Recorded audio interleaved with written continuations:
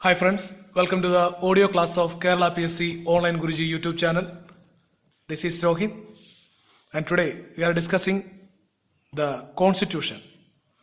In the previous class we have discussed the amendments and important amendments till the 10th amendment, and today we are discussing the remaining important amendments.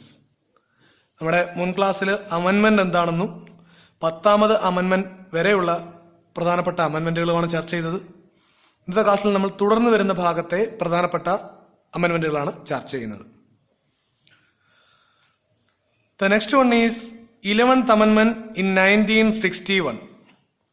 11th Amendment in 1961.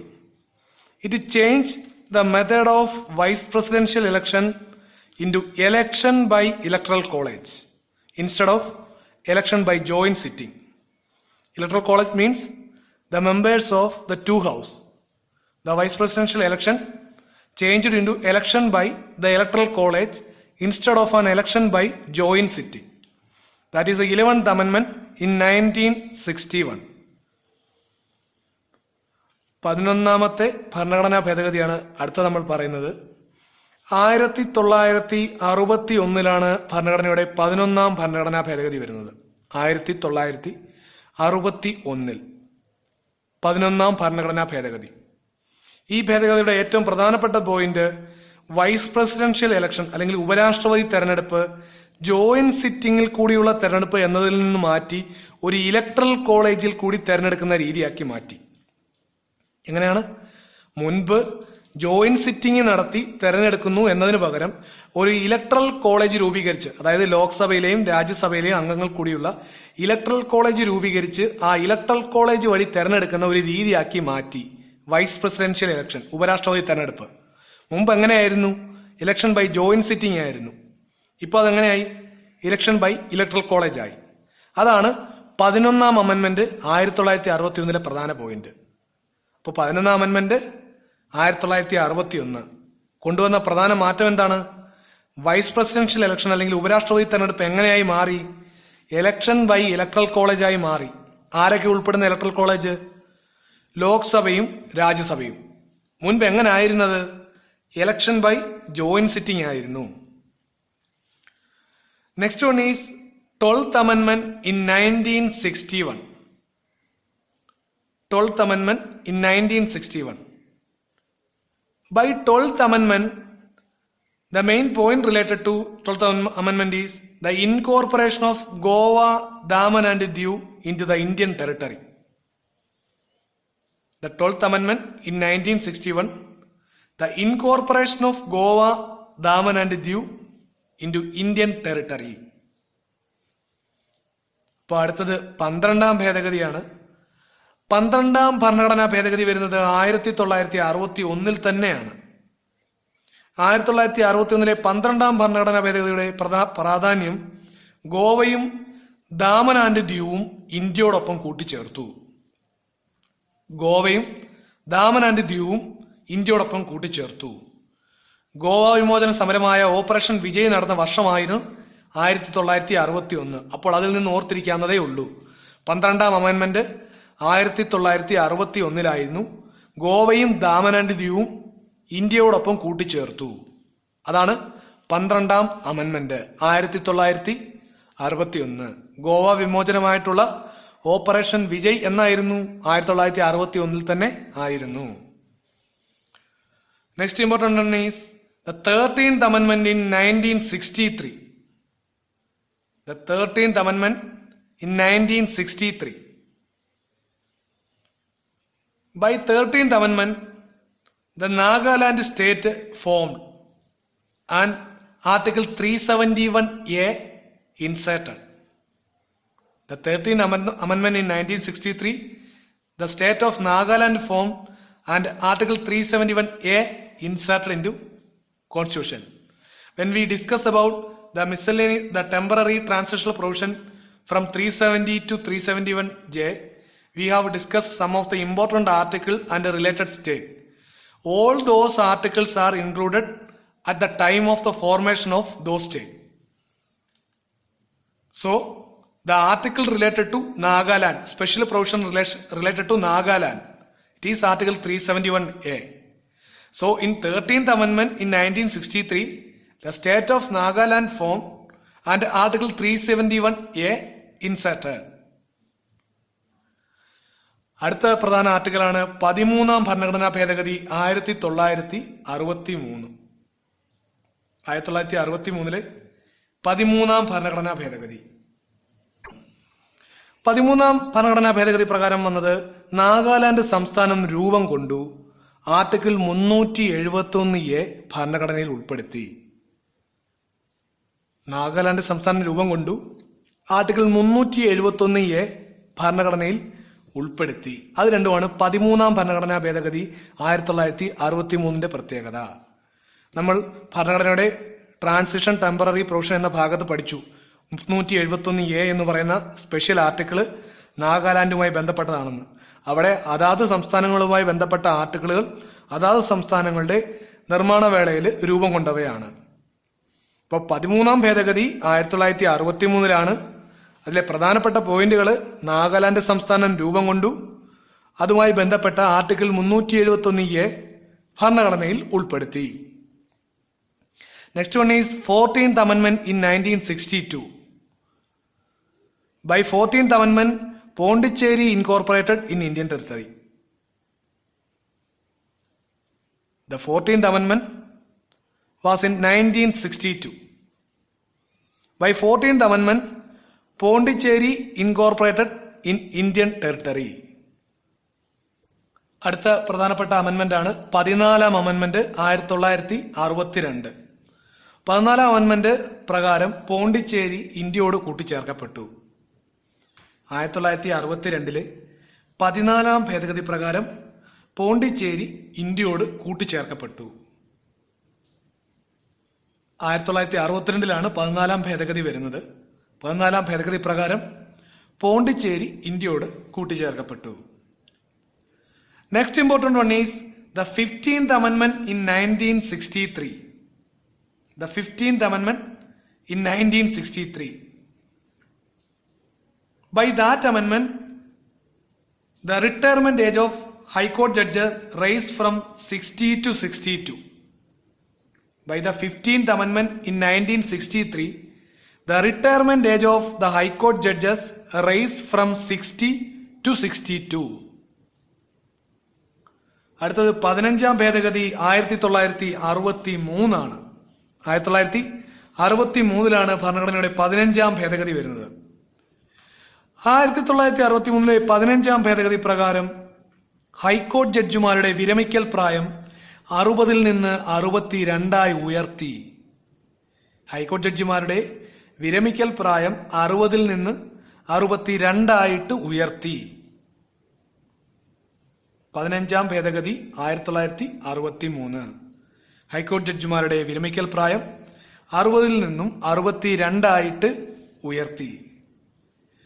Next important one is 21st Amendment in 1967.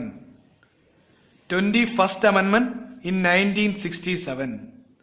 By this amendment, Sindhi included as an official language in the list of language.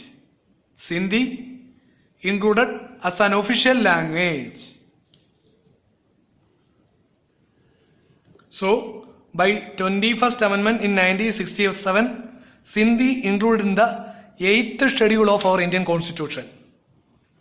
By 21st Amendment in 1967, Sindhi included in the 8th schedule of Indian Constitution.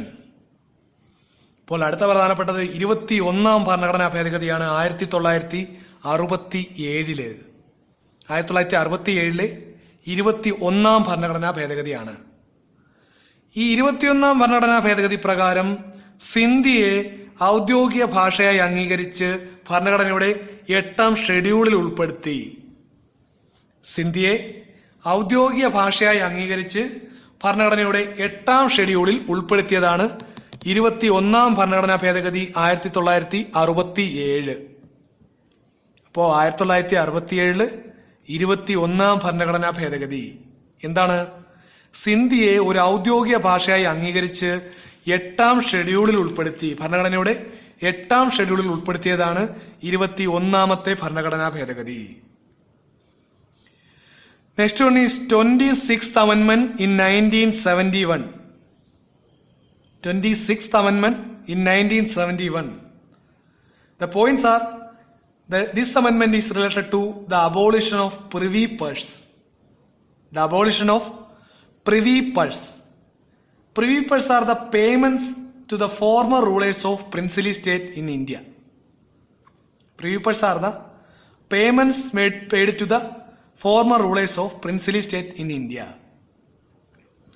അപ്പോൾ അടുത്ത നമ്മൾ നോക്കുന്നത് 1971 നടന്ന 26ാം ഭരണഘടനാ ഭേദഗതിയാണ്. 26ാം ഭരണഘടനാ ഭേദഗതി 1971. ഈ ഭേദഗതി പ്രകാരം പ്രിവി പേഴ്സ് നിർത്തലാക്കി. പ്രിവി പേഴ്സ് എന്ന് പറഞ്ഞാൽ സ്വാതന്ത്ര്യത്തിന് മുമ്പുണ്ടായിരുന്ന ഇന്ത്യയിലെ നാട്ടുരാജ്യങ്ങളിലെ നിലവിലെ അവകാശികൾക്ക് ഗവൺമെന്റ് അനുവദിച്ചിരുന്ന ഒരു പേയ്മെന്റ്, ഒരു തുക, പെൻഷൻ പോലെ അനുവദിച്ചിരുന്ന ഒരു തുകയാണ് പ്രിവി പേഴ്സ്. ആ പ്രിവി പേഴ്സ് നിർത്തലാക്കിയത് അമെന്റ്മെന്റ് ആണ് 1971 26ാം ഭരണഘടനാ ഭേദഗതി. ഈ 26ാം ഭേദഗതി പ്രകാരം പ്രിവി പേഴ്സ് നിർത്തലാക്കിയ പ്രധാനമന്ത്രിയാണ് ഇന്ദിരാഗാന്ധി.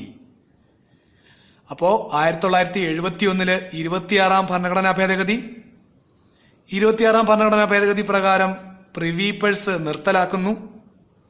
എന്താണ് പ്രിവി പേഴ്സ്? ഇന്ത്യയിലെ മുൻ നാട്ടുരാജ്യങ്ങളിലെ നിലവിലെ അവകാശികൾക്ക് ഗവൺമെന്റ് കൊടുത്തിരുന്ന ഒരു പെൻഷൻ ആയിരുന്നു പ്രിവി പേഴ്സ്. അത് നിർത്തലാക്കിയതാണ് 26ാം ഭരണഘടനാ ഭേദഗതി. ഇനി ഏത് പ്രധാനമന്ത്രിയാണ് ഇത് നിർത്തിയത്? ഇന്ദിരാഗാന്ധിയാണ് ഇത് നിർത്തിയത്. Next one is 31st Amendment in 1973. By 31st Amendment in 1973, the parliament size increased to 545 from 525. That is, the seat capacity of Lok Sabha increased to 545 from 525. That is the 31st Amendment in 1973. അപ്പോൾ അടുത്തത് 1973 31ാം ഭരണഘടനാ ഭേദഗതിയാണ്. 1971 31ാം ഭരണഘടനാ ഭേദഗതി പ്രകാരം ലോക്സഭയുടെ അംഗസംഖ്യ 525 നിന്ന് 545 ഉയർത്തി. 1973 31ാം ഭരണഘടനാ ഭേദഗതി പ്രകാരം ലോക്സഭയുടെ സീറ്റിംഗ് കപ്പാസിറ്റി 525 നിന്നും 545 ഉയർത്തി. 31ാം ഭരണഘടനാ ഭേദഗതി 1973 ലോക്സഭയുടെ സീറ്റിംഗ് കപ്പാസിറ്റി 525 നിന്നും 545 ഉയർത്തി. Next one is the 35th Amendment in 1975. The 35th Constitutional Amendment in 1975.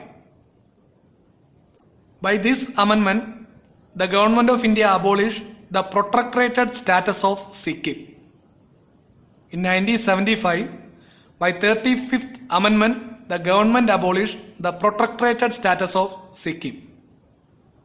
That is, a protectorated status of a state means a state which is fully controlled and protected by another state, another independent state. A separate state or a country which is fully owned, controlled and protected by another state. That is meant by the protectorated status. So, by 35th Amendment in 1975, the Government of India abolished the protectorated status of Sikkim and it incorporated Sikkim in the Indian territory. The government incorporated Sikkim into Indian territory. That is in 35th Amendment. അപ്പോൾ അടുത്തത് 35ാം ഭരണഘടനാ ഭേദഗതിയാണ് 1975. 1975 35ാം ഭരണഘടനാ ഭേദഗതി പ്രകാരം government സിക്കിമിന്റെ സംരക്ഷണ ഭരണം എന്ന രീതി എടുത്തു കളഞ്ഞു, അബോളിഷ് ചെയ്തു, പിൻവലിച്ചു. പകരം അതിനെ ഇന്ത്യൻ യൂണിയനിൽ കൂട്ടിച്ചേർത്തു. സിക്കിമിന്റെ സംരക്ഷണ ഭരണം അല്ലെങ്കിൽ പ്രൊട്ടക്ടറേറ്റഡ് സ്റ്റാറ്റസ് എന്ന രീതി എടുത്തു കളഞ്ഞ് അല്ലെങ്കിൽ അബോളിഷ് ചെയ്ത് കളഞ്ഞിട്ട് അതിനെ ഇന്ത്യൻ യൂണിയനിൽ കൂട്ടിച്ചേർത്തു. 1975 35 ഭരണഘടനാ ഭേദഗതി പ്രകാരം പ്രൊട്ടക്ടറേറ്റഡ് സ്റ്റാറ്റസ് അല്ലെങ്കിൽ സംരക്ഷണ ഭരണം എന്നുകൊണ്ട് ഉദ്ദേശിക്കുന്നത് ഒരു ഇൻഡിപെൻഡന്റ് അല്ലെങ്കിൽ ഫ്രീ ആയിട്ടുള്ള ഒരു സ്റ്റേറ്റ് അല്ലെങ്കിൽ ഒരു ഏരിയ അത് പൂർണ്ണമായും മറ്റൊരു രാജ്യത്താല് അല്ലെങ്കിൽ മറ്റൊരു ഭരണത്താല് നിയന്ത്രിക്കപ്പെടുകയും സംരക്ഷിക്കപ്പെടുകയും ചെയ്യുന്ന അവസ്ഥയാണ് പ്രൊട്ടക്ടറേറ്റഡ് സ്റ്റാറ്റസ് അല്ലെങ്കിൽ സംരക്ഷണ ഭരണം എന്ന അവസ്ഥ. അപ്പോൾ അതുവരെ സിക്കിം ഇന്ത്യയിലെ ഭാഗമല്ലായിരുന്നു. ഇന്ത്യയുടെ പ്രൊട്ടക്ടറേറ്റഡ് സ്റ്റേറ്റ് എന്ന രീതിയിലായിരുന്നു സിക്കിം ഉണ്ടായിരുന്നത്. 35 ഭരണഘടനാ ഭേദഗതി പ്രകാരം 1975 എന്ത് സംഭവിച്ചു? സിക്കിമിന്റെ ആ പ്രൊട്ടക്ടറേറ്റഡ് സ്റ്റാറ്റസ് അല്ലെങ്കിൽ സംരക്ഷണ ഭരണം എന്ന രീതി ആനുകൂല്യം എടുത്ത് കളഞ്ഞിട്ട് സിക്കിമിനെ ഇന്ത്യയോട് തന്നെ കൂട്ടിച്ചേർത്തു. 35 ഭരണഘടനാ ഭേദഗതി 1975. Next important article is 36th Amendment in 1975. 36th Amendment in 1975. It is related to the formation of Sikkim as a state in India.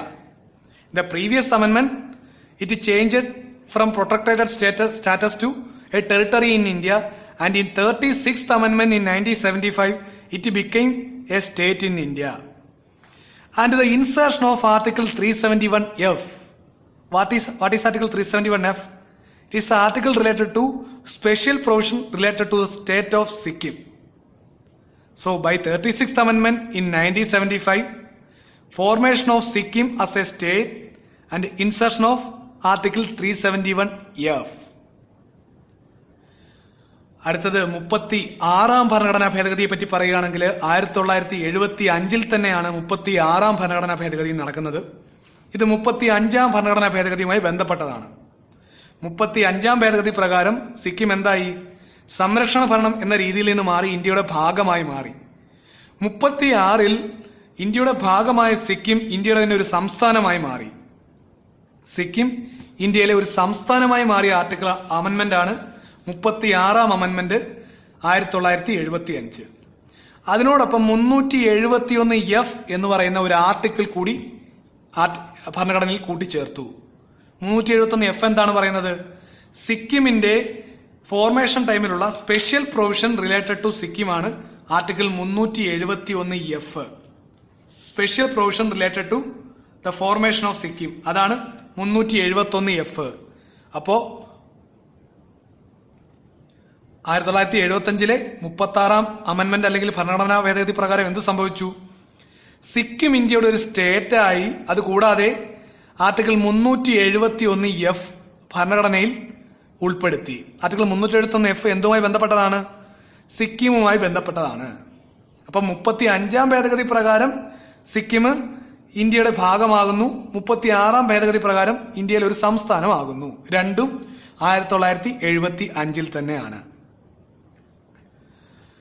Next one is the 41st Amendment in 1976. The 41st Amendment in 1976. This amendment is related to raising the retirement age of chairman and members of public service commissions from 60 to 62. By 41st Amendment in 1976, the Parliament raised the retirement age of chairman and members of public service commission from 60 to 62. 60 to 62.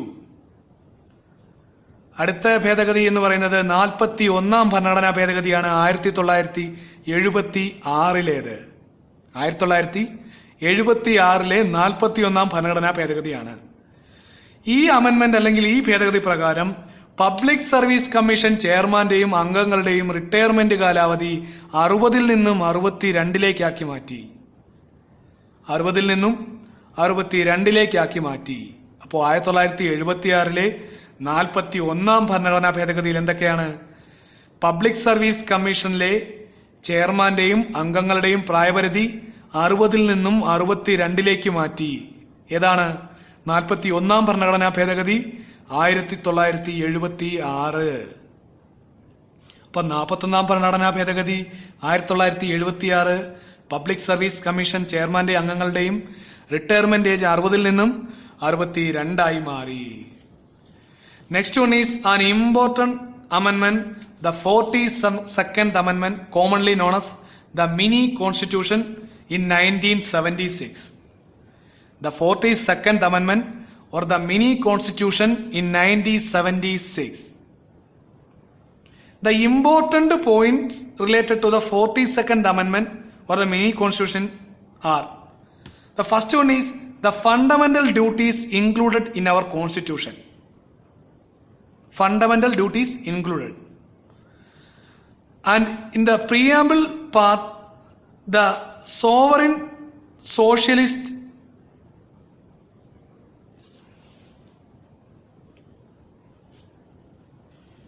secular, democratic republic included. The three new words, socialist, secular and a republic included, and the part is changed to sovereign, socialist, secular, democratic republic. And add integrity in the preamble part and change unity to unity and integrity of India. Next point is increase the duration of Lok Sabha and legislative assemblies from 5 to 6 years. And increase the period of presidency rule, one at a time. It increased to 1 year from 6 months. So in 1976, the 42nd Amendment or the Mini Constitution. The important points are fundamental duties included, and socialist secular republic included in the preamble and change that part into sovereign, socialist, secular, democratic republic. And third point is add integrity in the preamble part and change unity of India into unity and integrity of India. Next one is increase the duration of Lok Sabha and legislative assemblies from 5 to 6 years. And next one is the period of presidency rule, one at a time, increased to 1 year from 6 months. These are the important points or the important amendments included in the 42nd Amendment 1976, otherwise known as the Mini Constitution. അപ്പോൾ അടുത്തത് നമ്മൾ നോക്കാൻ പോകുന്നത് വളരെയധികം പ്രധാനപ്പെട്ട ഒരു ഭാഗമാണ്. 1976 42ാം ഭരണഘടനാ ഭേദഗതിയാണ്. ഈ ഭേദഗതി അറിയപ്പെടുന്ന മറ്റൊരു പേരാണ് മിനി കോൺസ്റ്റിറ്റ്യൂഷൻ. 1976 42ാം ഭരണഘടനാ ഭേദഗതി. ഇത് ഏത് പേരിൽ അറിയപ്പെടുന്നു? മിനി കോൺസ്റ്റിറ്റ്യൂഷൻ എന്നറിയപ്പെടുന്നു. ഏത് പ്രധാനമന്ത്രിയാണ് ഇത് കൊണ്ടുവരുന്നത്? ഇന്ദിരാഗാന്ധി. ഇന്ദിരാഗാന്ധിയാണ് 1976 മിനി കോൺസ്റ്റിറ്റ്യൂഷൻ എന്നറിയപ്പെടുന്ന 42ാം ഭരണഘടനാ ഭേദഗതി കൊണ്ടുവരുന്നത്. ഈ 42ാം ഭരണഘടനാ ഭേദഗതിയിൽ ഒട്ടനേകം കാര്യങ്ങളുണ്ടെങ്കിലും നമ്മൾ വളരെ പ്രധാനപ്പെട്ട പരീക്ഷയ്ക്ക് വരാൻ സാധ്യതയുള്ള ചില പോയിന്റുകളാണ് നോക്കുന്നത്. ഇതിലെ ആദ്യത്തെ പോയിന്റ് ഫണ്ടമെന്റൽ ഡ്യൂട്ടീസ് അല്ലെങ്കിൽ മൗലിക കർത്തവ്യങ്ങൾ ഭരണഘടനയിൽ ഉൾപ്പെടുത്തി. ഫണ്ടമെന്റൽ ഡ്യൂട്ടീസ് അല്ലെങ്കിൽ മൗലിക കർത്തവ്യങ്ങൾ. 2, സോഷ്യലിസ്റ്റ് സെക്കുലർ റിപ്പബ്ലിക് എന്ന് പ്രിയാമ്പിൾ ഭാഗത്ത് എഴുതി ചേർത്തപ്പോൾ അത് എങ്ങനെയായി മാറി? Sovereign, socialist, secular, democratic republic എന്നായി. മുൻപുണ്ടായിരുന്നതിനോടൊപ്പം സോഷ്യലിസ്റ്റ്, സെക്കുലർ, റിപ്പബ്ലിക് എന്നീ 3 വാക്കുകൾ ചേർത്ത് ആകെ എങ്ങനെയായി മാറിയത്? Sovereign, socialist, secular, democratic republic എന്നാക്കി മാറ്റി. പിന്നീട് പ്രിയാമ്പിളിന്റെ ഭാഗത്ത് തന്നെ ഇന്റഗ്രിറ്റി എന്ന വാക്ക് കൂട്ടിച്ചേർത്ത് യൂണിറ്റി ഓഫ് ഇന്ത്യ എന്ന ഭാഗത്ത് unity and integrity of India എന്നാക്കി മാറ്റി. ഇന്റഗ്രിറ്റി എന്ന വാക്ക് ആഡ് ചെയ്ത് യൂണിറ്റി ഓഫ് ഇന്ത്യ എന്ന ഭാഗത്ത് unity and integrity of India എന്നായി മാറി. മറ്റൊരു പ്രധാനപ്പെട്ടത് ലോക്സഭയുടെയും സംസ്ഥാന നിയമസഭകളുടെയും കാലാവധി 5 നിന്ന് 6 ഉയർത്തി. ലോക്സഭയുടെയും സംസ്ഥാന നിയമസഭകളുടെയും കാലാവധി 5 നിന്ന് 6 ഉയർത്തിക്കൊടുത്തു 42ാം ഭേദഗതിയിൽ. മറ്റൊരു പ്രധാനപ്പെട്ട പോയിന്റ് പ്രസിഡൻസി റൂൾ അല്ലെങ്കിൽ സ്റ്റേറ്റ് എമർജൻസി വരുന്ന സമയത്ത് ഒരു സമയത്ത് എമർജൻസി പ്രഖ്യാപിക്കാൻ പറ്റുന്ന പരമാവധി കാലാവധി 6 മാസമെന്നുള്ളത് മാറ്റി 1 വർഷമാക്കി ഉയർത്തി. പ്രസിഡൻസി റൂൾ അല്ലെങ്കിൽ സ്റ്റേറ്റ് എമർജൻസി വരുന്ന സമയത്ത് അത് നീട്ടിക്കൊണ്ടു പോകാവുന്ന കാലാവധി ഒരു സമയത്ത് 6 മാസമെന്നുള്ളത് ഉയർത്തി 1 വർഷമാക്കി മാറ്റി. അപ്പോൾ 1976 ഇന്ദിരാഗാന്ധി മിനി കോൺസ്റ്റിറ്റ്യൂഷൻ അല്ലെങ്കിൽ 42nd അമെന്റ്മെന്റ് 42ാം ഭരണഘടനാ ഭേദഗതി കൊണ്ടുവരുന്നു. അതിലെ പ്രധാനപ്പെട്ട കാര്യങ്ങൾ എന്തൊക്കെയായിരുന്നു? മൗലിക കടമകൾ അല്ലെങ്കിൽ മൗലിക കർത്തവ്യങ്ങൾ ഭരണഘടനയിൽ ഉൾപ്പെടുത്തി. പ്രിയാമ്പിളിന്റെ ഭാഗത്ത് 2 ചേഞ്ചാണ് വരുത്തിയത്. സോഷ്യലിസ്റ്റ് സെക്കുലർ റിപ്പബ്ലിക് ഇത് കൂട്ടിച്ചേർത്ത് എങ്ങനായി മാറി? Sovereign socialist secular democratic republic എന്നായി. ഈ പ്രിയാമ്പിളിന്റെ ഭാഗത്ത് വരുത്തിയ രണ്ടാമത്തെ മാറ്റം എന്തുവായിരുന്നു? ഇന്റഗ്രിറ്റി എന്നൊരു വാക്ക് ആഡ് ചെയ്ത് unity and integrity of India എന്നാക്കി മാറ്റി. പിന്നീട് ലോക്സഭയുടെയും സംസ്ഥാന നിയമസഭകളുടെയും കാലാവധി എത്രയാക്കി മാറ്റി? 5 നിന്നും 6 ഉയർത്തി. മറ്റൊന്ന്, സംസ്ഥാന എമർജൻസി അല്ലെങ്കിൽ പ്രസിഡൻസി റൂൾ നടക്കുന്ന കാലയളവിൽ ഒരു സമയത്ത് ഉപയോഗിക്കാവുന്ന എമർജൻസിയുടെ പീരീഡ് അല്ലെങ്കിൽ അടിയന്തരാവസ്ഥയുടെ കാലാവധി 6 മാസം എന്നുള്ളത് 1 വർഷമാക്കി ഉയർത്തി. ഇത്രയുമാണ് 1976 മിനി കോൺസ്റ്റിറ്റ്യൂഷൻ എന്നറിയപ്പെടുന്ന 42ാം ഭരണഘടനാ ഭേദഗതിയുമായി ബന്ധപ്പെട്ട പ്രധാന പോയിന്റുകൾ. വളരെയധികം പോയിന്റുകളുണ്ട്, അതിലെ പ്രധാന പോയിന്റുകൾ മാത്രമേ നമ്മൾ ഇവിടെ പറയുന്നുള്ളൂ. എന്തൊക്കെയാണ്? ഒന്ന്, ഫണ്ടമെന്റൽ ഡ്യൂട്ടീസ്. രണ്ടാമത്തത്, സോഷ്യലിസ്റ്റ് സെക്കുലർ റിപ്പബ്ലിക് എന്ന പ്രിയാമ്പിളിന്റെ ഭാഗത്ത്. മൂന്നാമത്തെ പോയിന്റ്, പ്രിയാമ്പിളിൽ തന്നെ ഇന്റഗ്രിറ്റി എന്ന വാക്ക് ആഡ് ചെയ്യുന്നു. നാലാമത്തത്, ലോക്സഭയുടെയും നിയമസഭകളുടെയും കാലാവധി 5 നിന്ന് 6 മാറ്റുന്നു. അടുത്ത പ്രധാനപ്പെട്ട പോയിന്റ്, പ്രസിഡൻസി റൂൾ അല്ലെങ്കിൽ സംസ്ഥാന അടിയന്തരാവസ്ഥ വരുമ്പോൾ അത് പ്രഖ്യാപിക്കുന്ന നീട്ടിക്കൊണ്ടു പോകാനൊക്കുന്ന മാക്സിമം കാലാവധി 6 മാസം എന്നുള്ളത് 1 വർഷമാക്കി മാറ്റുന്നു. Next important one is the 44th amendment in 1978 by Morarji Desai. It is also an important amendment. The 44th amendment in 1978 by Morarji Desai. The important point related to this amendment are: the first one is inserted Article 300A, the right to property, and removed the Article 90F, that is the article related to right to property, from fundamental right. So inserted 300A and remove 19F from fundamental rights. Both articles are related to right to property. So currently right to property is only a mere legal right due to the 44th amendment in 1978. Before this amendment it was a fundamental right under 19F, and now it is only a legal right under article 300A. So, in the 44th Amendment 1978, the first important point is inserted Article 300A, right to property, and remove it from where? That fundamental rights section, that is from 19F. Another important point is the restore the period of House of People and State Assemblies returned to 5 years. In the previous amendment, the period was raised to 6 years, the House of People and the State Legislative Assembly. And by the 44th Amendment, the period again back into the 5-year period. So by the 44th Amendment, the period of House of People and State Assemblies changed to 5 years as in the previous case before the 42nd Amendment. Another important point related to 42nd Amendment is the ground for national emergency changed from internal disturbance to armed rebellion. Previously, one of the ground related to national emergency was internal disturbance, and it changed to armed rebellion. So, before the 44th Amendment, one of the ground of national emergency was internal disturbance, and now it changed to armed rebellion. അപ്പോ 42ാം ഭരണഘടനാ ഭേദഗതി 1976 mini constitution കഴിഞ്ഞാൽ അത്രത്തോളം തന്നെ പ്രാധാന്യം വരുന്ന അടുത്ത ഭേദഗതിയാണ് 1978 44ാം ഭരണഘടനാ ഭേദഗതി. 1978 44ാം ഭരണഘടനാ ഭേദഗതി.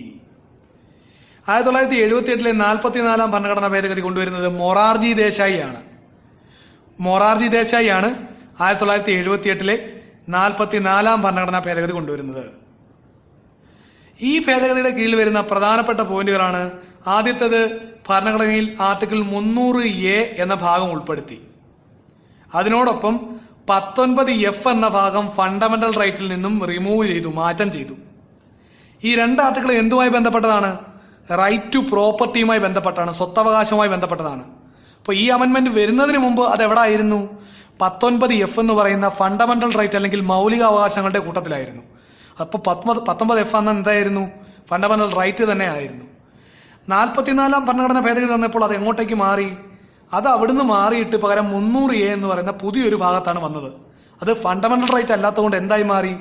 നിയമാവകാശം അല്ലെങ്കിൽ വെറും ഒരു ലീഗൽ റൈറ്റായി മാറി. അപ്പോ 44ാം ഭരണഘടനാ ഭേദഗതി 1978 പ്രകാരം 19F എന്ന് പറയുന്ന റൈറ്റ് ടു പ്രോപ്പർട്ടി പോയിട്ട് അത് എവിടെ വന്നു? 300A റൈറ്റ് ടു പ്രോപ്പർട്ടി വന്നു. അപ്പോൾ ഇപ്പം right to property legal right മാത്രമാണ്. മറ്റൊരു പ്രധാനപ്പെട്ട പോയിന്റ് 42ാം ഭേദഗതി 1976 42ാം ഭേദഗതി പ്രകാരം ലോക്സഭയുടെയും സംസ്ഥാന നിയമസഭകളുടെയും കാലാവധി 5 നിന്ന് 6 ഉയർത്തിയിരുന്നു. 5 നിന്ന് 6 ഉയർത്തിയിരുന്നു. അത് എങ്ങോട്ടേക്കും തിരിച്ചു മാറ്റി? തിരിച്ച് 5 വർഷമാക്കി മാറ്റി. ലോക്സഭയുടെയും നിയമസഭകളുടെയും കാലാവധി 6 എന്ന് മുൻ ഭേദഗതിയിലാക്കിയിരുന്നത് തിരിച്ച് എങ്ങോട്ടായി മാറി? 5 വർഷമായി വീണ്ടും കുറച്ചു. മറ്റൊരു പ്രധാനപ്പെട്ട പോയിന്റ്, നാഷണൽ എമർജൻസി അല്ലെങ്കിൽ ദേശീയ അടിയന്തരാവസ്ഥ പ്രഖ്യാപിക്കുന്നതിനുള്ള ഒരു കാരണമായിരുന്ന ഇന്റേണൽ ഡിസ്റ്റർബൻസ് അല്ലെങ്കിൽ ആന്തരിക അസ്വസ്ഥത എന്നത് മാറ്റി അത് ആംഡ് റിബലിയൻ അല്ലെങ്കിൽ സായുധ കലാപം എന്നാക്കി മാറ്റി. എന്താണ്? നാഷണൽ എമർജൻസി അല്ലെങ്കിൽ ദേശീയ അടിയന്തരാവസ്ഥ പ്രഖ്യാപിക്കുന്നതിനുള്ള കാരണങ്ങളിലൊന്നായി ഇന്റേണൽ ഡിസ്റ്റർബൻസ് അല്ലെങ്കിൽ ആന്തരിക അസ്വസ്ഥത എന്നുള്ളത് എങ്ങനെയായി മാറി? ആംഡ് റിബലിയൻ അല്ലെങ്കിൽ സായുധ കലാപം എന്നായി മാറി. അപ്പോ 44ാം ഭരണഘടനാ ഭേദഗതി 1978 മൊറാർജി ദേശായിയാണ് ഇത് കൊണ്ടുവരുന്നത്. എന്തൊക്കെയാണ് ഇതിലെ പ്രധാനപ്പെട്ട പോയിന്റുകൾ?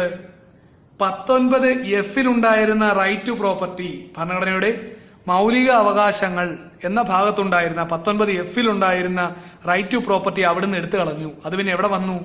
ആർട്ടിക്കിൾ 300A എന്ന ലീഗൽ റൈറ്റ് എന്ന് പറയുന്ന ഭാഗത്തേക്ക് മാറി. അപ്പോൾ ഇപ്പോൾ റൈറ്റ് ടു പ്രോപ്പർട്ടി 300A ആണ്. പിന്നീട് രണ്ടാമത്തെ എന്തായിരുന്നു? 42ാം ഭേദഗതി പ്രകാരം ലോക്സഭയുടെയും നിയമസഭകളുടെയും കൂട്ടിയ കാലാവധിയായ 6 കുറച്ച് എത്രാക്കി മാറ്റി? 5 മാറ്റി. 6 വർഷമായി മുൻ അമെന്റ്മെന്റിൽ കൂട്ടിയ കാലാവധി 5 വീണ്ടും കുറച്ചു. പിന്നെ അടുത്ത പോയിന്റ്, നാഷണൽ എമർജൻസി അല്ലെങ്കിൽ ദേശീയ അടിയന്തരാവസ്ഥ പ്രഖ്യാപിക്കുന്നതിനുള്ള കാരണങ്ങളിലൊന്നായ ഇന്റേണൽ ഡിസ്റ്റർബൻസ് അല്ലെങ്കിൽ ആന്തരിക അസ്വസ്ഥത എന്താക്കി മാറ്റി? സായുധ കലാപം അല്ലെങ്കിൽ ആംഡ് റിബലിയൻ എന്നാക്കി മാറ്റി. ഇന്റേണൽ ഡിസ്റ്റർബൻസ് എന്നുള്ളത് ആംഡ് റിബലിയനായി മാറി. ആന്തരിക അസ്വസ്ഥത എന്നുള്ള എന്തായി മാറി? സായുധ കലാപം എന്നായി മാറി. അപ്പോ നമ്മൾ ഇന്ന് ആദ്യം മുതൽ നോക്കിയ ഏതൊക്കെ അമെന്റ്മെന്റുകളാണ്? 11ാം ഭേദഗതി 1961. 61ാം ഭേദഗതി പ്രകാരം വൈസ് പ്രസിഡന്റിന്റെ ഇലക്ഷൻ മെത്തേഡ് മാറ്റി. എങ്ങനാക്കി മാറ്റി? ഇലക്ടറൽ കോളേജിലേക്ക് മാറ്റി. ജോയിന്റ് സിറ്റിംഗിൽ നിന്ന് ഇലക്ടറൽ കോളേജിലേക്ക് മാറ്റി. 11ാം അമെന്റ്മെന്റ് 1961. 1961 12ാം ഭേദഗതി പ്രകാരം എന്തായി? ഗോവയും ദാമൻ ആൻഡ് ദ്വീപും ഇന്ത്യയിൽ ലയിച്ചു ചേർന്നു. 13ാം ഭേദഗതി 1963 പ്രകാരം നാഗാലാൻഡ് സംസ്ഥാനമായി 371A ഭരണഘടനയിൽ ഉൾപ്പെടുത്തി. 14ാം ഭേദഗതി 1962 പ്രകാരം പോണ്ടിച്ചേരി ഇന്ത്യയിൽ കൂട്ടിച്ചേർത്തു. 15ാം ഭേദഗതി 1963 എന്തായിരുന്നു? ഹൈക്കോടതി ജഡ്ജിമാരുടെ പ്രായം 60 നിന്ന് 62 ഉയർത്തി. 1967 21ാം ഭേദഗതി പ്രകാരം എന്തായിരുന്നു? സിന്ധി ഒഫീഷ്യൽ ലാംഗ്വേജ് ആയിട്ട് ഭരണഘടനയുടെ 8ാം ഷെഡ്യൂളിൽ ഉൾപ്പെടുത്തി. പിന്നീട് 71 26ാം അമെന്റ്മെന്റ് എന്തായിരുന്നു? പ്രിവി പേഴ്സ് നിർത്തലാക്കി. 73 31ാം ഭേദഗതി പ്രകാരം പാർലമെന്റിന്റെ മെമ്പർഷിപ്പ് 525 നിന്നും 545 ആക്കി. 1975 35ാം ഭേദഗതി പ്രകാരം എന്തായി? സിക്കിമിന്റെ പ്രൊട്ടക്ടറേറ്റഡ് സ്റ്റേറ്റ് മാറ്റി ഇന്ത്യയിൽ കൂടിച്ചേർന്നു. 75 തന്നെ 36ാം ഭേദഗതി പ്രകാരം അത് എന്തായി? സിക്കിം ഇന്ത്യയിലെ ഒരു സംസ്ഥാനമായി മാറി. 76 41ാം ഭേദഗതിയിലോ പബ്ലിക് സർവീസ് കമ്മീഷൻ അംഗങ്ങളുടെയും ചെയർമാന്റെയും റിട്ടയർമെന്റ് ഏജ് 60 നിന്നും 62 അടുത്ത വളരെ പ്രധാനപ്പെട്ട 1976 മിനി കോൺസ്റ്റിറ്റ്യൂഷൻ എന്നറിയപ്പെടുന്ന 42 ഭേദഗതി എന്തൊക്കെയാണ്? ഫണ്ടമെന്റൽ ഡ്യൂട്ടീസ് ഉൾപ്പെടുത്തി, sovereign, socialist, secular, democratic, republic എന്നാക്കി മാറ്റി. എന്തൊക്കെയാണ് പുതിയതായിട്ട് ഉൾപ്പെടുത്തിയത് അതില്? Socialist, secular, republic. പിന്നീട് unity and integrity of India എന്നാക്കി മാറ്റി. എന്താണ് അവിടെ കൂട്ടിച്ചേർത്തത്? ഇന്റഗ്രിറ്റി. പിന്നീട് ലോക്സഭയുടെയും നിയമസഭകളുടെയും കാലാവധി എത്രയാക്കി? 5 നിന്നും 6 ഉയർത്തി. പിന്നീട് പ്രസിഡന്റ്സ് റൂൾ വരുന്ന സമയത്ത് സംസ്ഥാനങ്ങളിൽ എമർജൻസി അല്ലെങ്കിൽ അടിയന്തരാവസ്ഥ നീട്ടിക്കൊണ്ടുപോകുന്ന കാലാവധി ഒരു തവണ 6 മാസം എന്നുള്ളത് 1 വർഷമാക്കി ഉയർത്തി. ഇനി അടുത്തത് 1978 44 ഭേദഗതി ആരാണ് കൊണ്ടുവന്നത്? മൊറാർജി ദേശായിയാണ് കൊണ്ടുവന്നത്. എന്തൊക്കെയായിരുന്നു? 19F ഫണ്ടമെന്റൽ റൈറ്റിൽ ഉണ്ടായിരുന്ന റൈറ്റ് ടു പ്രോപ്പർട്ടി 300A മാറി. ഇപ്പോൾ അത് എന്തായി മാറി? ലീഗൽ റൈറ്റ് ആയി മാറി. പിന്നീട് ലോക്സഭയുടെയും സംസ്ഥാന നിയമസഭകളുടെയും കാലാവധി എന്താക്കി മാറ്റി? വീണ്ടും തിരിച്ച് 5 വർഷത്തിലേക്ക് കുറച്ചുകൊണ്ടുവന്നു. പിന്നീട് ഇന്റേണൽ ഡിസ്റ്റർബൻസ് എന്നുള്ളത് ആംഡ് റിബലിയൻ എന്നാക്കി മാറ്റി. ദേശീയ അടിയന്തരാവസ്ഥ പ്രഖ്യാപിക്കുന്നതിനുള്ള ഗ്രൗണ്ട് ആയിട്ടുള്ള ഇന്റേണൽ ഡിസ്റ്റർബൻസ് അല്ലെങ്കിൽ ആന്തര അസ്വസ്ഥത എന്നുള്ളത് ആംഡ് റിബലിയൻ അല്ലെങ്കിൽ സായുധ കലാപം എന്നാക്കി മാറ്റി. So friends, we will discuss the remaining important amendments in our next class. നമ്മൾ തുടർന്ന് വരുന്ന പ്രധാനപ്പെട്ട അമെൻമെന്റുകൾ അല്ലെങ്കിൽ ഭേദഗതികൾ നമ്മുടെ വരുന്ന ക്ലാസ്സുകളിൽ ചർച്ച ചെയ്യാം. നന്ദി.